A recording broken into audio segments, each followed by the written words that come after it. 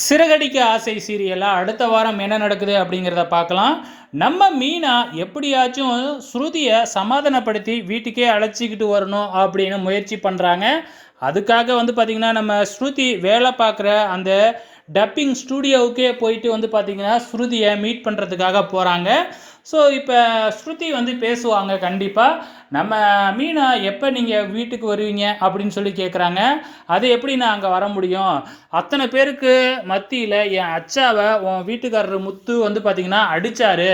So அந்த வீட்டுக்கு நான் வர முடியாது அப்படிங்கிற மாதிரி பார்த்தீங்கன்னா நம்ம ஸ்ருதி ஒரே போடா போடுவாங்க. ஆனால் மீனா இருந்துக்கிட்டு உங்கள் அப்பா சொல்லாத வார்த்தையே இல்லை என்னைய பற்றி, என்னைய எல்லாருக்கும் மத்தியிலும் திருடினாரு, என் குடும்பத்தையே ஒரு திருட்டு குடும்பம் அப்படின்னு சொன்னார், என்னைய எப்படியெல்லாம் சொல்லக்கூடாதோ அந்த அளவுக்கு என்னைய சொல்லி போய் பிச்சை எடுக்கலாம்ல அப்படின்லாம் சொன்னார் அப்படின்னு சொல்லி உங்கள் அப்பா என்னை அவ்வளோ கேவலப்படுத்தி இருக்கிறாரு, அதனால தான் என் வீட்டுக்காரரு அடித்தார் அப்படிங்கிற மாதிரி சொல்கிறாங்க.